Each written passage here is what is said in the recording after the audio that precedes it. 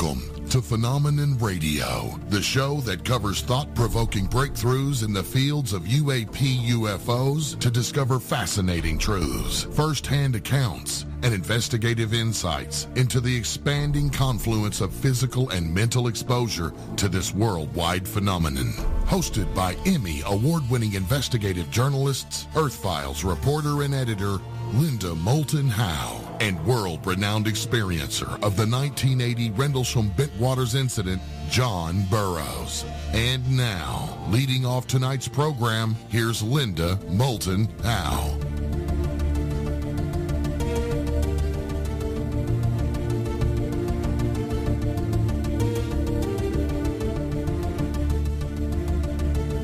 Saturday, December 16th, and Monday, December 18th, were historic days in the annals of the U.S. government's 70 years of covering up the alien presence behind UFOs, with strict policies of denials and lies ordered in 1947 by President Harry S. Truman in the interests of national security.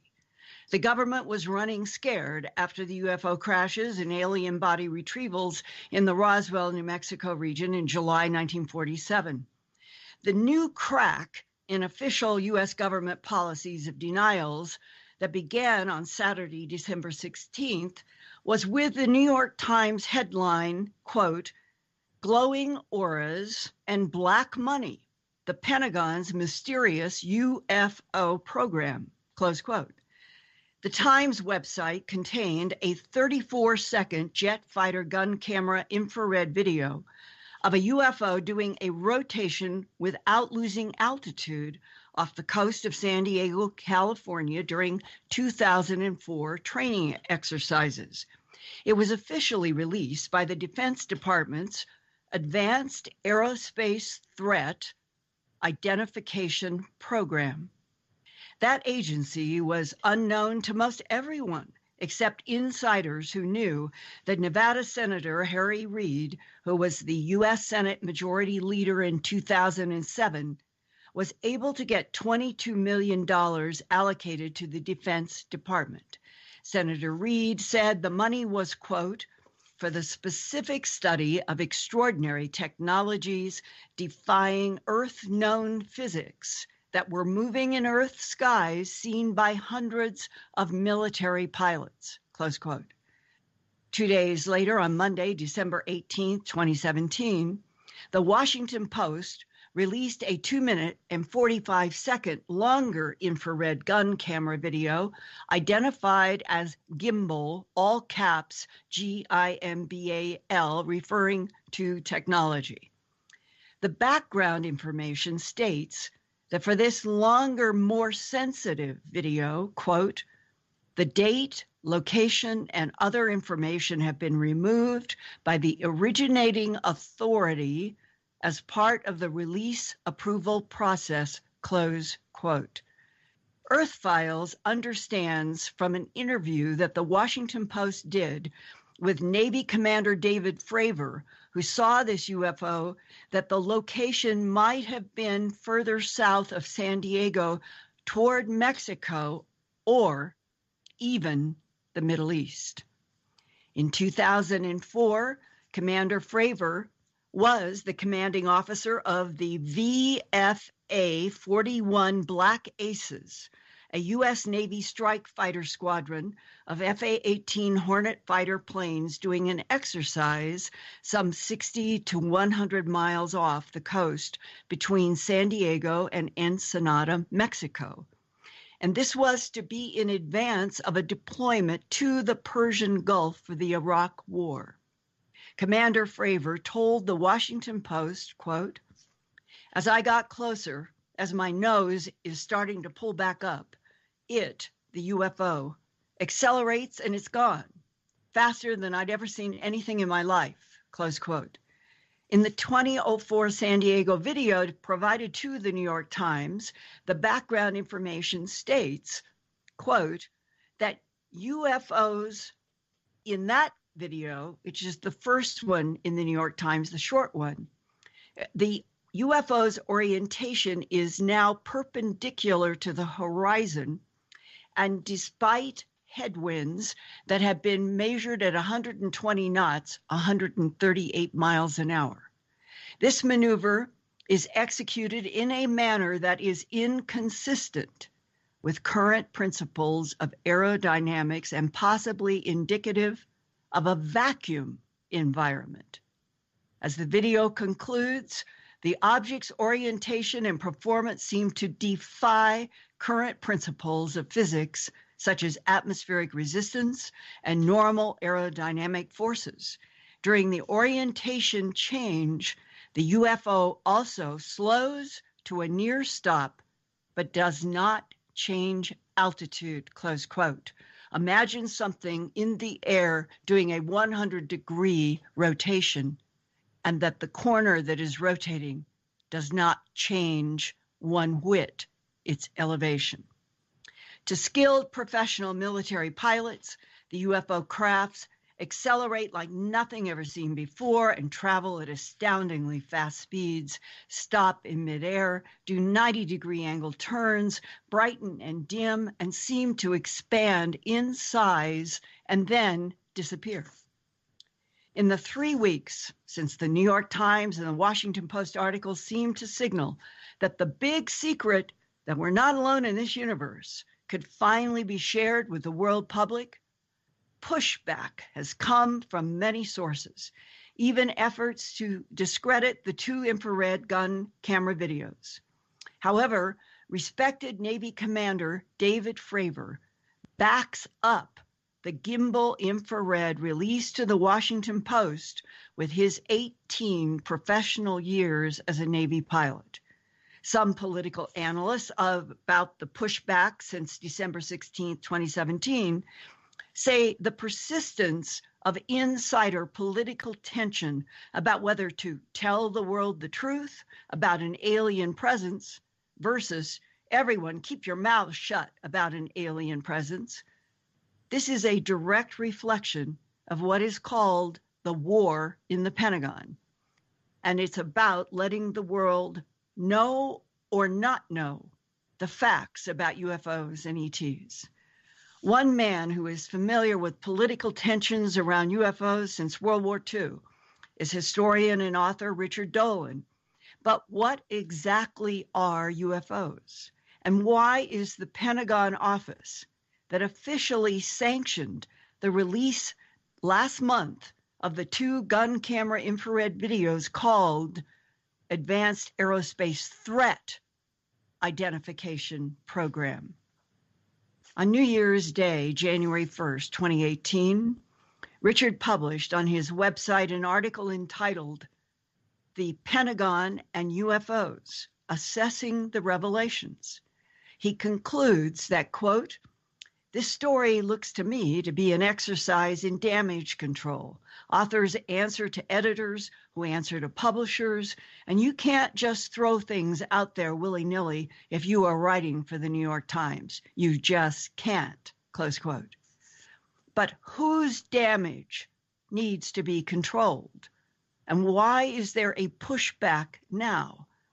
After this short break, joining us on Phenomenon Radio will be historian and author Richard Dolan to talk with John Burroughs and me about the fallout since the New York Times and the Washington Post had the breaking news 3 weeks ago of official Pentagon-released gun camera infrared videos of UFOs in 2004 that defied Earth-known physics. You're locked in to KGRAradio.com. Thank you all so much for joining us.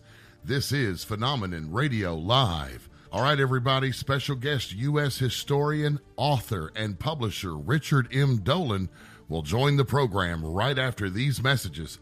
Don't go anywhere.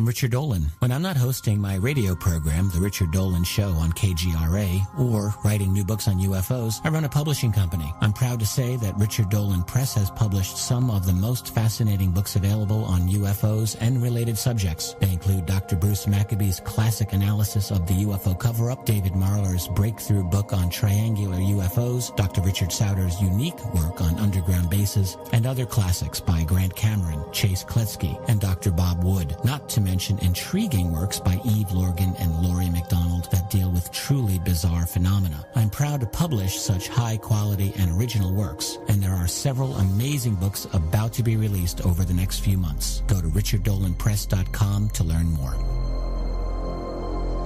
How to be a great dad in 15 seconds. Bike ride, go fish, walk in the park, phone call, milkshake, play catch, picnic, fly a kite, tell jokes, laugh, talk, read a story, tell a story, bumper car, swing set, bowling, pillow fight, cut loose, stay tight. Whew. Because the smallest moments can have the biggest impact on a child's life. Take time to be a dad today. Call 877-4DAD-411 or visit fatherhood.gov. Brought to you by the U.S. Department of Health and Human Services and the Ad Council. UFOcongress.com is where you go to check out the Guinness World Record's largest UFO conference. The next event is going to be held February 14th through the 18th, 2018. At UFOcongress.com, you'll find out why so many people go to the UFO Congress. It's because we have the best speakers, the most amazing venue, and very affordable prices. Don't forget the website's UFOcongress.com. We look forward to seeing you at the next International UFO Congress. Your contact for current news and trending topics. KGRAradio.com.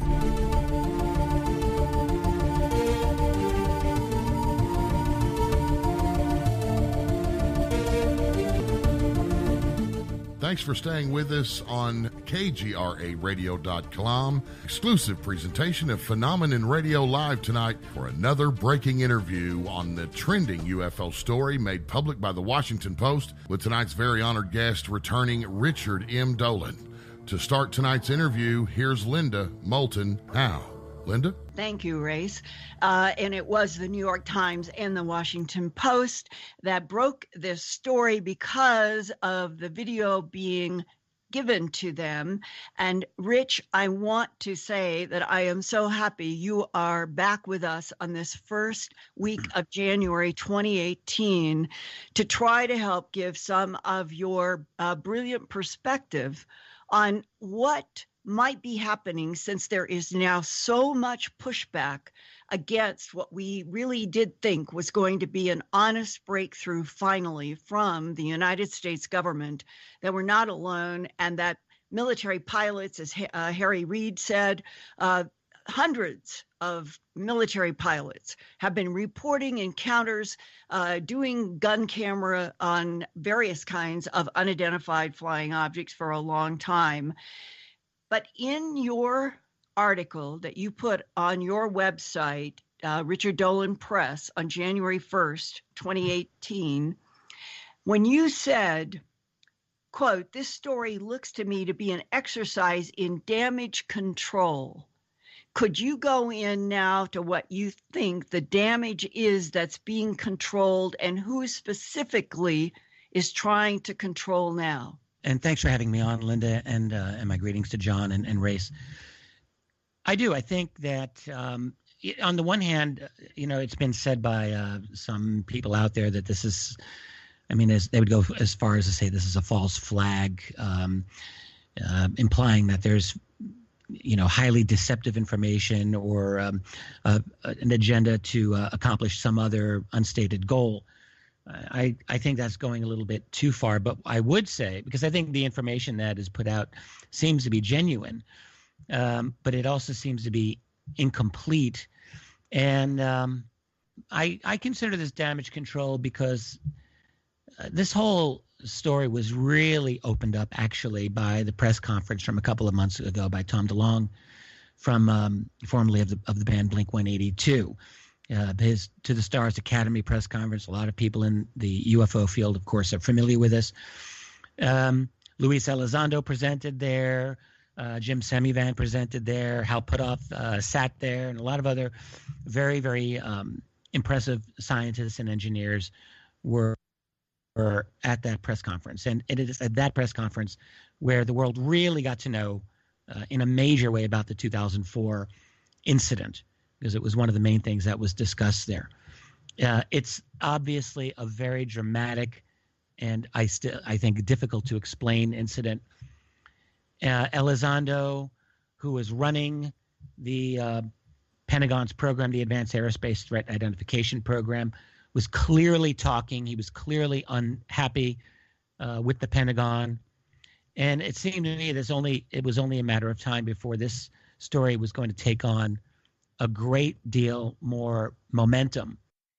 It is a fact, I believe, established in both the New York Times and the Washington Post that Louis Elizondo, head of the Advanced Aerospace Threat Identification Program, is a close, good friend of our Secretary of Defense, Mattis. So that's another important point here.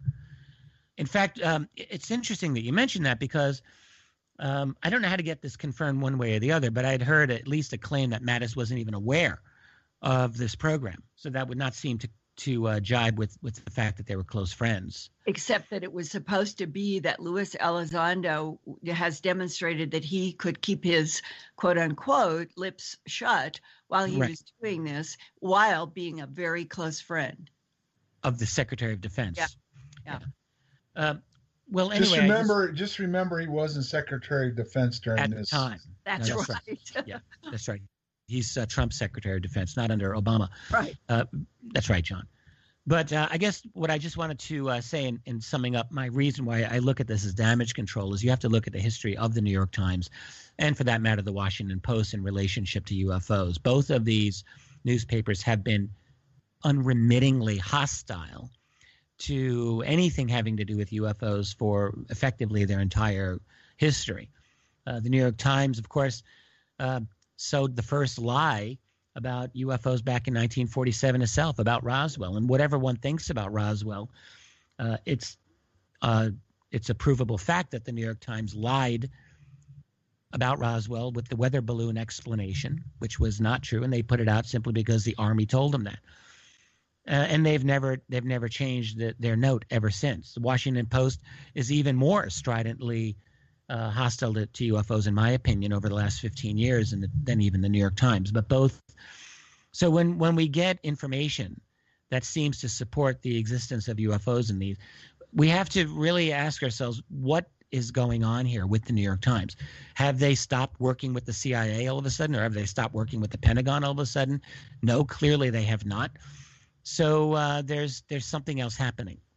And I think it is damage control, yes, because when you look at the program itself, the AATI program, $22 million we're told over about 5 years, which is less than chump change in terms of what the Pentagon spends for a program that is dealing with objects, according to Elizondo, that are consistently displaying impossible to explain maneuvers over sensitive airspace. It's, as he said in one of his statements, I think to Politico, if this were Russian or Chinese, it would be an obvious response that we would be getting from this, but they would be all over the news. But he says they're coming from the skies over our facilities, and it's nothing but crickets. And so it doesn't make sense. There's clearly a story behind this program, and there's clearly got to be another program that is managing or dealing with what we would call UFOs or UAP. Yeah, just a quick insert. You and I and John, we all do know that the background to all of this, that the chessboard is massive beyond 2005 to it was 2007 to 2012, 5 years. That to draw a line in the sand in this release in the New York Times and the Washington Post, that it was almost as if they were trying to say that this is the first effort by the Department of Defense to analyze all of this wild phenomena in the skies beginning in 2005. So that, in a way, is even a cover to the last 70 years since World War II. Like, why are they even trying to do that? Yeah, right. It's occurring in a historical vacuum. And this is, of course, typical of all American mainstream news coverage. I mean, everything is divorced from historical analysis, which is why, frankly, people don't understand anything, because when things happen, it just seems like one damn thing after another, and there's no analysis behind it to help people understand what's actually going on. Same here. And, I don't want to get all over the case of the authors of the New York Times article. I mean, there's only so much that they can do in one article, and we can't expect them realistically to give the entire history of the military's engagement with UFOs in one article. I understand that. But even so, the way that the information was portrayed, it's very, very discreet. It's very limited to this one piece, indicating, or at least giving an impression that, as you were saying, like they've never looked at UFOs before, which of course is not true. They've been dealing with this as a problem since the 1940s, and we know this is inarguable fact. We have declassified documents to prove it. Case closed. But the real question is, well, there's a lot of real questions. If there's damage control, who's doing the damage? Right. Why would we assume the New York Times is working on behalf of the government? Well, that's an easy one. They have always been an official voice of the U.S. government. I mean, in every instance, every major instance in American history that I can think of, the New York Times has worked hand in glove with the U.S. government, whether it's the Gulf of Tonkin, whether it's all of the illegal and destructive wars that the U.S. has waged over the last generation or more. The New York Times, with weapons of mass destruction in 2003, obviously, just promoting those series of lies. And through, all of the presidential administrations, they've been right on board with promoting the U.S. government narrative. So, and the U.S. intelligence community narrative of things. There was Operation Mockingbird, which we all know about through the 50s and 60s and beyond, in which the CIA had their people in mainstream media. And we know all about Mockingbird, and it's a done deal, and it's in history.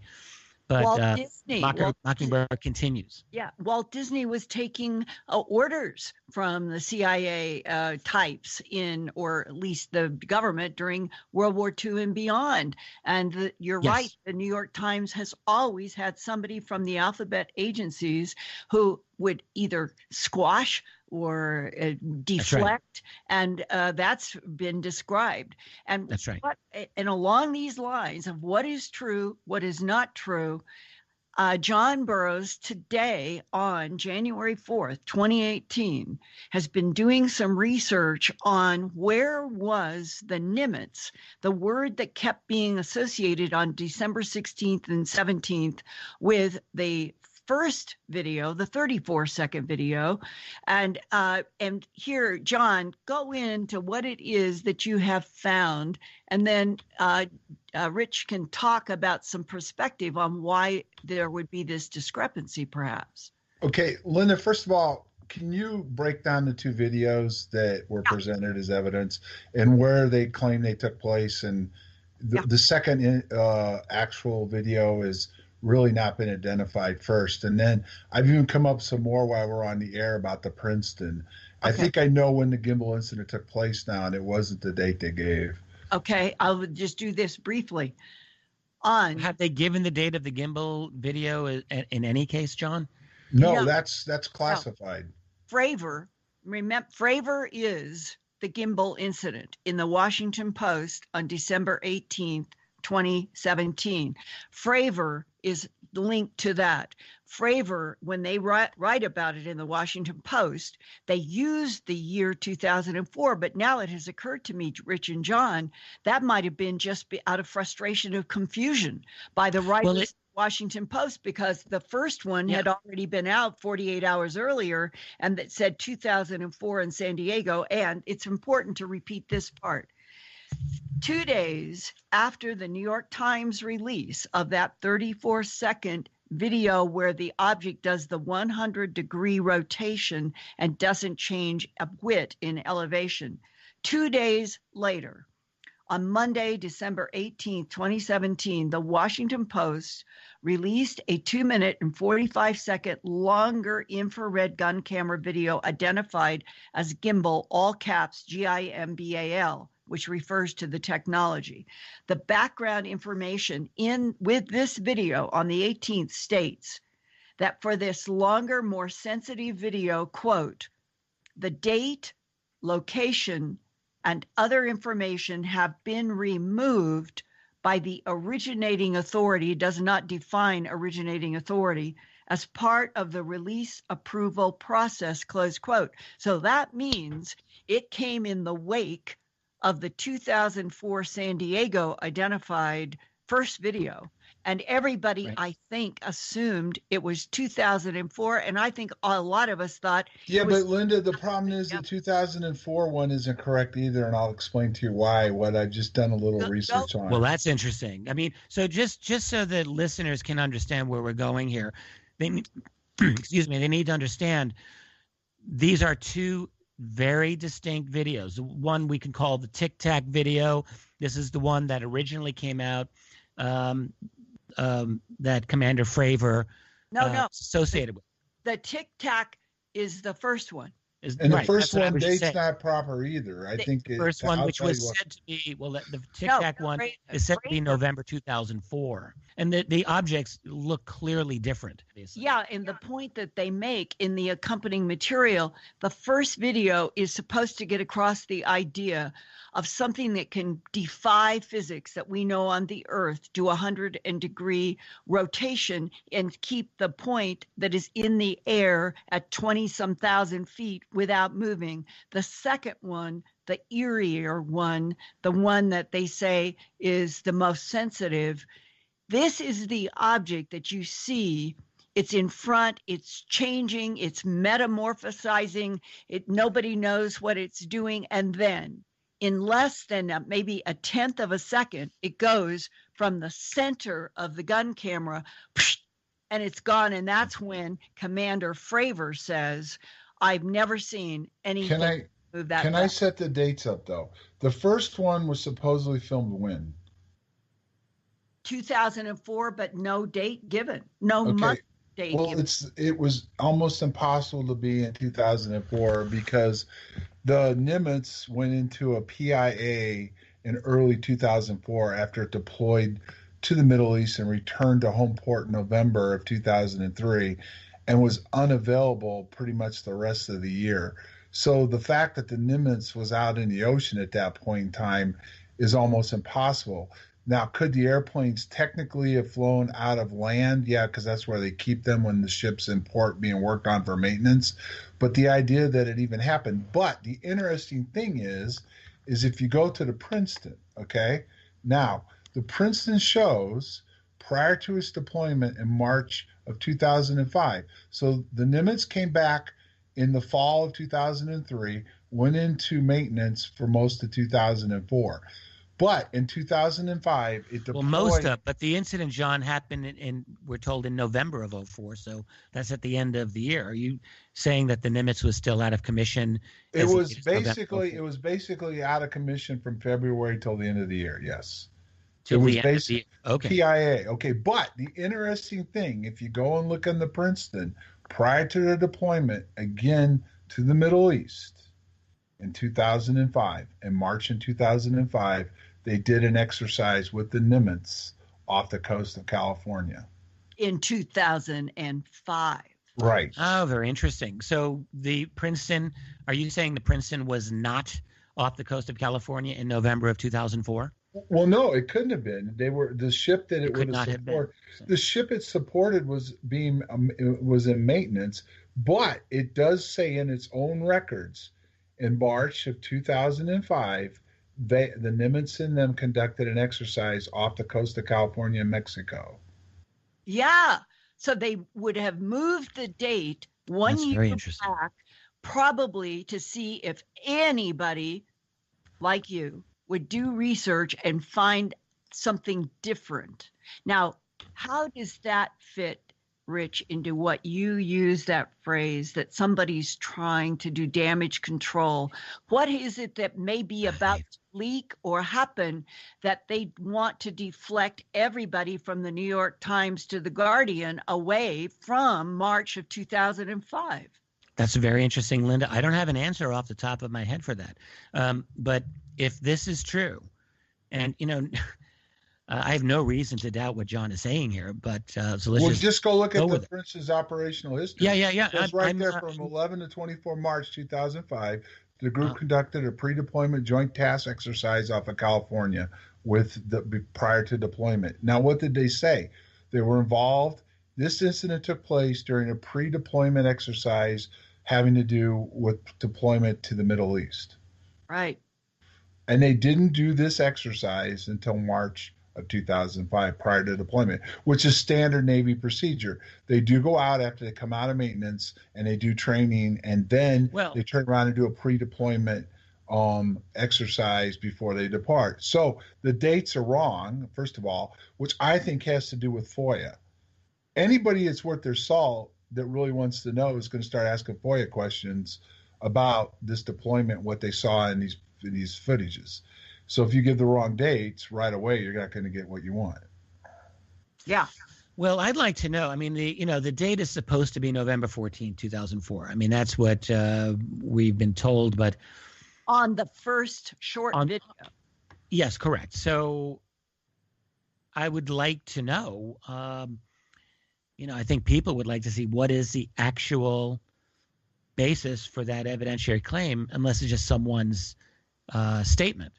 If it's someone's statement that it's only that it's November 14th, then they need to produce some more evidence for sure.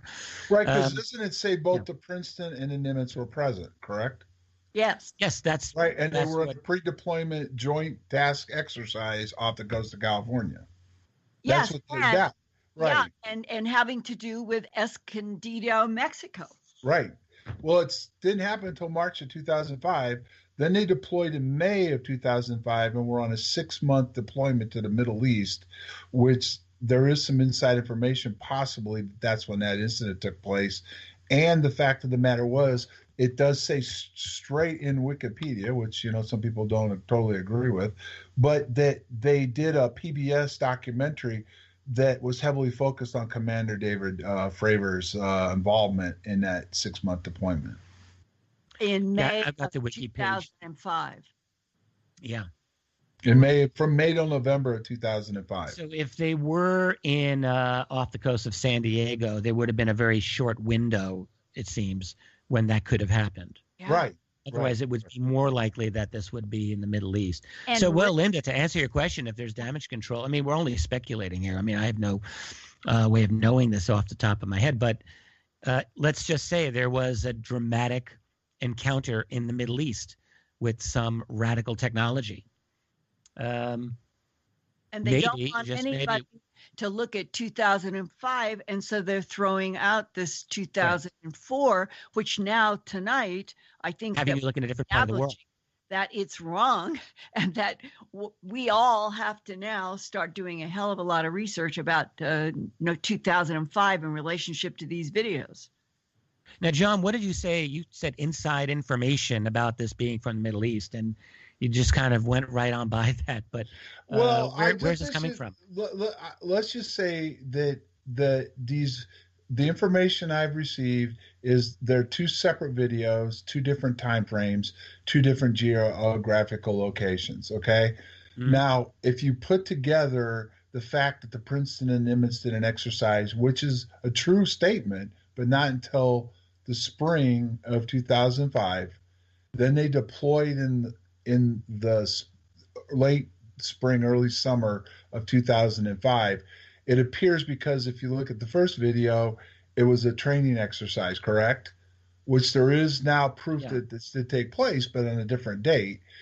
Then you went to a real deployment, and it was in the Middle East. Then that would add them together, considering the fact that you would classify for sure any deployments, active operations over a training exercise also. Is it possible, I'm just putting this out there, that the official locations of the Princeton and or the Nimitz were not accurately given in the sources that you were looking at? In other words, would there be reason to think that that they actually were off the coast of San Diego in November of 2004, even though some kind of official statement puts it somewhere else? Then they would have completely lied about the fact that the Nimitz was in maintenance. Yeah, it was in for maintenance. And that means it's not available. And what I mean by that is there's different levels of maintenance, but whenever an aircraft carrier goes in for maintenance, the air wing's not on. And matter of fact, even when if most people will know this, when the aircraft carrier is in port, it's not on the aircraft carrier. It's on the airfield that's adjacent to wherever. The air wing is not available, you just said. So. Well, the air wing is not on the aircraft carrier. Matter of fact, most of the times the wing will leave the ship the day before comes into port and land on the airfield, like in Norfolk, Washington, or in San Diego. So they're on the airfield itself. But the key to this is if it happened in November of 4, it didn't happen with the Nimitz being out at sea. Now, could the planes have been doing training out in in that area without the aircraft carrier being involved? Possibly. But the fact of the matter, they say the aircraft carrier was involved with the Princeton in a pre-training exercise prior to deployment. Prior to deployment. Well, these are all records straight from their logs. The Princeton and the Nimitz were doing an exercise in March in 2005 prior to deployment to the Middle East, which it did deploy in May of 2005. And the Air Wing commander mentioned was on the Nimitz during that time frame. And he was assigned to it and doing operational stuff over in the Gulf after that exercise, and a PBS documentary was done on it also. Okay, so I just want to get back with the Princeton, because according to the official account of this, it was the Princeton which for 2 weeks was tracking unknown objects off the coast of California. And what they were tracking was quite extraordinary from what we were told. But again, I just want to make sure, John, so what your information is saying is that the Princeton would not have been off the coast of San Diego at that time. Well, it wouldn't have been as they said it. The Nimitz and the Princeton were not together in 2004. But the Princeton could have been there alone. Well, yeah, the Princeton wasn't assigned to maintenance. The Princeton itself was available, but it would be assigned to the task force when it deployed. Okay, it's a joint task force, right?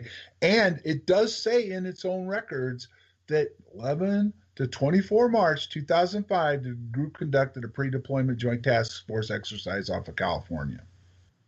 Well, that's really interesting news. So we've got more questions opening up than answers coming our way. And Rich, what is interesting, we were going to sort of concentrate in this Phenomena Radio about the pushback and why, with the idea that we were looking at, I have talked with helicopter pilots who have served in military, who that they would have turned away from anything with the word UFO. And the three told me that in looking at these gun camera videos, that they were impressed with what it was that they were seeing. Now, it seems like we are now seeing that this is a sort of like a redux of releases over the past 70 years where the government wants to get out something that's real, but again, they have embedded it in something that is not real. And that this comes back to the damage control. What is it that they are trying to cover with a release that they are pretending to make it that it's all real when it's couched in wrong dates again, and that it's now raising, to my mind, they're trying to cover up something else. Is it past or Rich? Could it be that there is something coming and they are trying to prepare without compromising military secrets? I don't know. I'd like to talk with Luis Elizondo about this. He should know. He should know everything about this case. I mean, in 04 and 05, he wasn't doing the TI program, it's true. But according to everything that we've been told, his office was involved in analyzing that incident. He ought to know every single element of that case, and he ought to be able to answer a lot of these questions, it seems to me. He ought to be able to answer the status of the Nimitz in November of 04 or March of 05 or whatever. and he ought to be able to answer what was going on with the Princeton as well. This is, in a sense, it's his case. And I would like to know what he has to say about this, to be perfectly honest with you. I would too.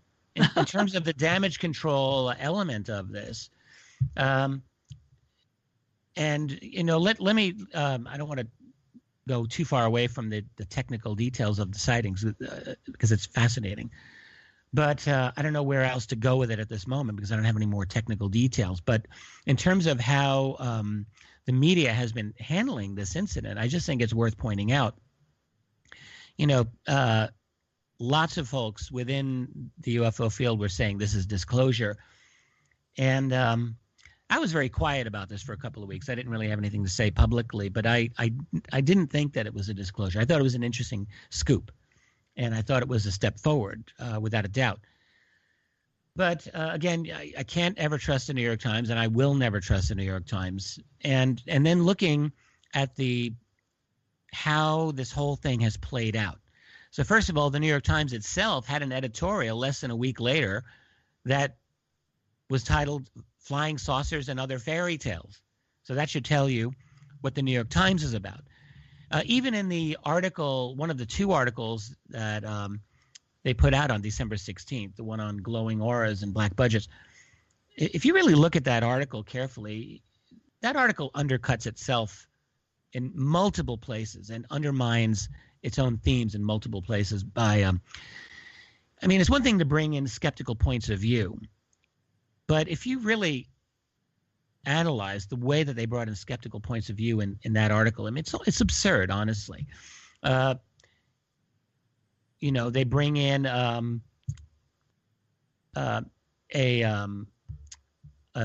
astrophysicist from MIT who had literally nothing of value to say in this article. She said something like, everyone, what is it? The thing about science is sometimes things are just unexplained. We have a phenomenon that's unexplained. And they also brought in James Oberg, who's been debunking UFOs for 40 years, or at least attempting to debunk them. And he also had nothing tangible to say in the article. He wasn't quoted of saying anything explicit other than saying that people who see things like this are usually, misled by their own perceptions, or maybe saw some new technology that no one wants to reveal, which is like a big duh normally, but specifically ignoring the details of the cases that were being written about. My take on it is that these people were simply brought in as psychological placeholders. You're reading these revelations on UFOs, and suddenly here's the New York Times piece saying, whoa, just put the brakes on, nothing to get excited about.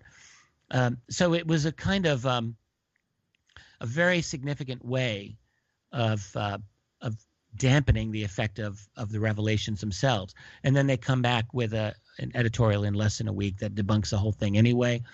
And then the media brings out people like Neil deGrasse Tyson, and who just continues to throw cold water over this. And there's just been a lot of media pushback. Not everyone. I watched the interview that Tucker Carlson on Fox had with Fravor.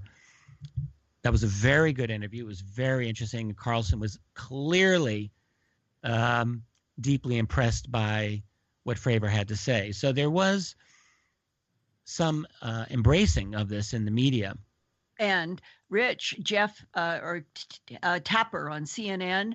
Jake Tapper, yeah. Yeah, he did an interview with Luis Elizondo, and that was the only interview where Elizondo came so close to Tapper, I think, asking twice, are you saying that this is phenomena from outer space? And he came very close to saying, well, it's my personal opinion that it probably is. Right. Yeah, so even CNN, which is exactly equal to the New York Times as a voice of really the establishment power elite, it's very interesting that they went there. The story seems to have receded now. It's kind of gone out of the news cycle. But I do think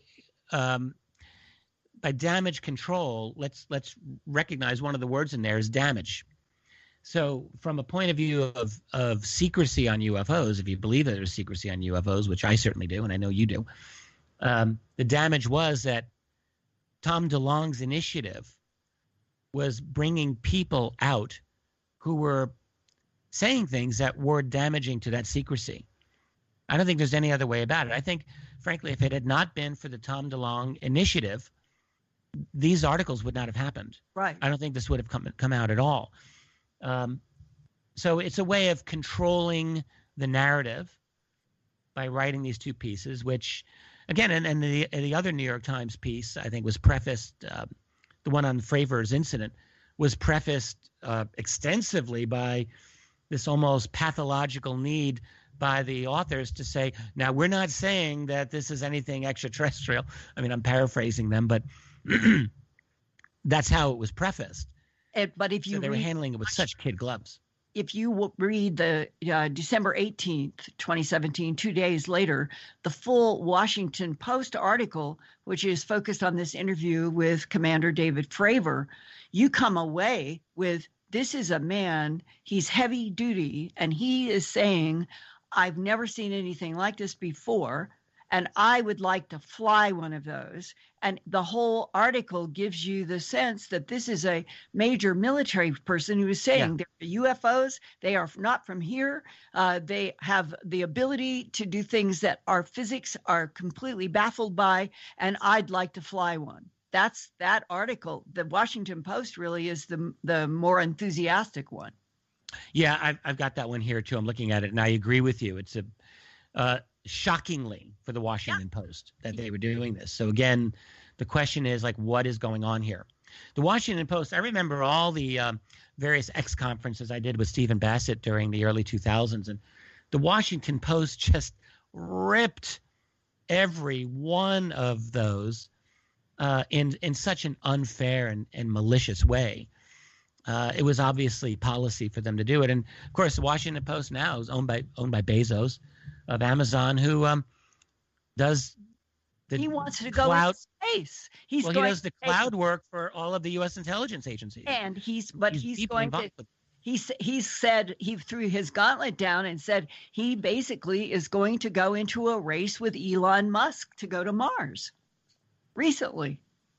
So that's an interesting twist, yeah. Yeah, Bezos is getting into space, and but he's also deeply involved with the whole spook community, which, because Amazon has done all the cloud computing for not just NSA but all the alphabet soup agencies, and now is the owner of the Washington Post. I mean, clearly, there's a very, very symbiotic relationship that the Post has with the national security establishment. It's so obvious. All you have to do is read the Post, and they've been doing the work for the national security establishment for a long, long time.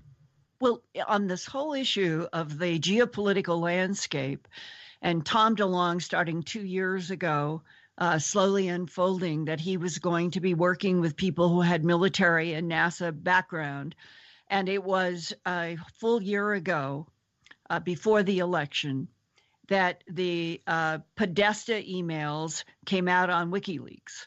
And that's when we got to see the names of people, the head of Lockheed Skunk Works, another military person that were working with Tom DeLonge in the transcripts, in the WikiLeaks emails, where DeLonge was having some kind of a Skype meeting with John Podesta. Right. And he was introducing the Lockheed Skunk Works, and it was like they're coming together, and that John Podesta wants to open up the truth that we're not alone and that there are answers out there. Now, that group from before November 2016 of the earthquake with Trump becoming president, why do you think 1 year later, when they finally did the live stream, it was a whole new cast? Yeah. It was Senavan, it was Hal Puthoff, it was Luis Elizondo, it was Mullen, and a fifth person. Why did it all change, do you think, in 1 year? Well, one thing I just want to say is I am not convinced that Podesta was all that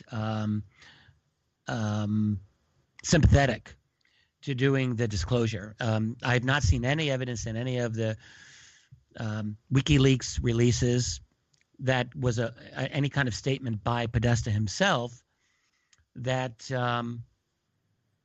was, positive toward disclosure of the UFO reality. I mean, Podesta himself has made a number of statements, and yes, it absolutely appears they did the Google Hangout, and but I mean, there's not any evidence. All the evidence that I have that I've seen is what Tom DeLonge wrote to Podesta. I'm not aware of any affirming replies from Podesta. I mean, of course, to be fair, he was running Hillary's campaign at the time and was a very busy guy.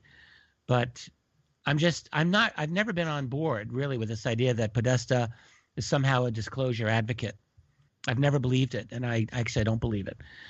So that's a different issue altogether. But as to why the team is different, this is a question I would like to know the answer to.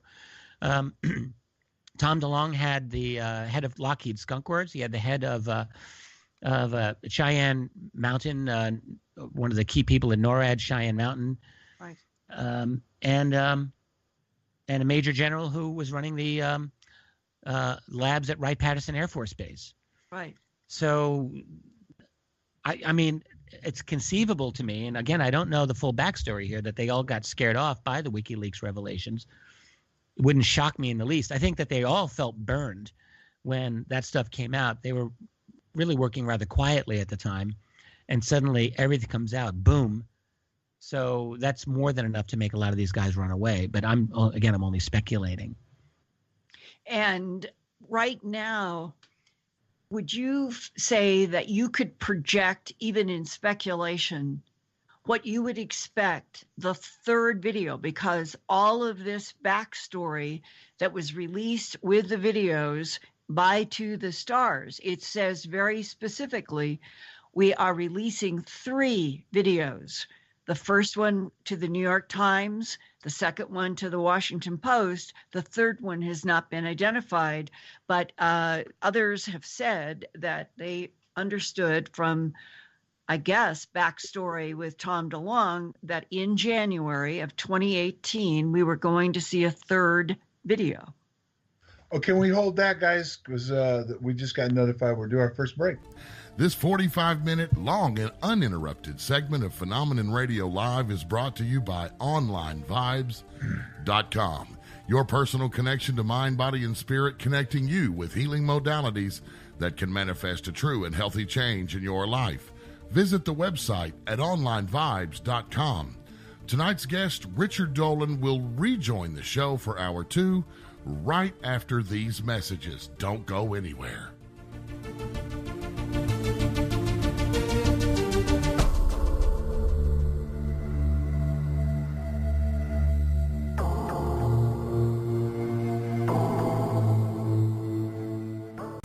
This is KGRA Digital Broadcasting Station. Salt Lake City, Utah. Van Buren, Arkansas. I'm a planner. Some of my friends say I'm a survivalist. I guess they're right, because when disaster hits, I have a survival plan, and it starts with my survivalist camp, my fully functional, off-the-grid bug-out house. And when the you-know-what hits the fan, I'm out of here. So what the heck is a survivalist camp? At first glance, it looks like a very nice RV, but it's really engineered to provide my family with 5 basic needs for survival: air, water, shelter, heat, and food. Survivalist Camps builds a camp to withstand all that nature and man can throw at it. It's fully mobile. My family and I can flee disaster fully self-sufficient in just moments. And its construction will last a lifetime. Look, if you're a planner, you need to check out survivalistcamps.com. They're like you and me. They believe a good plan is the best way to meet a disaster. Survivalistcamps.com. Be ready to be impressed. That's survivalistcamps.com. Get prepared at survivalistcamps.com. People are waking up. They're standing up to those pushing pesticides and GMOs as safe alternatives for a starving world. What a bunch of crap! I tell you, I'd rather eat dirt. So, I drink Life Change Tea. It's an herbal drink, cleansing my body of toxic sludge and nasty chemicals, and of course, ridding the intruders that are hidden in my so-called food. And by the way, Life Change Tea is non-GMO and organic. No fillers, no yuck. Just a great defense against you-know-what. May the supplement force awaken you. Don't fall to the dark side. Sorry. I went to the movies last night. Anyway, enough said. How do you get that herbal drink and change your life? GetTheTea.com. That's GetTheTea.com. You will awaken. You will get stronger, and you might even lose a bit of weight. So awaken to Life Change Tea and the many one-of-a-kind supplements at GetTheTea.com. That's GetTheTea.com. May the supplement force be with you. I'm a grandpa young enough to hike Big Sur with my son, and that's where I had a heart attack with no way to call for help. I felt sorry for my son. He looked as desperate as I felt as he took off for help. Luckily, he ran into Anna, a fellow hiker. She had a satellite phone, called for help, and saved my life. Today, I'm healthy and never out of touch because the satellite phone store makes it affordable to be connected anytime, anywhere. The satellite phone store gave me an Inmarsat iSat-2 satellite phone free. And the monthly plan is less than I spend on coffee every month. You can have one too while supplies last. Call the satellite phone store, 877-705-8839. Remember, the satellite phone store, 877-705-8839. The satellitephonestore.com. Around the world for decades have come high strangeness reports of mysterious aerial lights, beams, animal mutilations, human abductions, secret space and military programs focused on an alien presence. One reporter of these Earth mysteries is Emmy Award-winning TV producer, writer, and editor Linda Moulton Howe. She reports and edits the science, environment, and real X-Files news website, earthfiles.com. We are moving from the paradigm that we are alone in the universe to a new one in which we are not alone. And something out there is interacting with us, our animals and plant life, forcing glimpses of other realities upon us. Linda has produced 4 large books about these phenomena with hundreds of color images and illustrations that reviewers such as New York Times best-selling author Jim Marrs describes as an amazing accumulation of evidence. All her books, An Alien Harvest, the 2-volume Glimpses of Other Realities, and Mysterious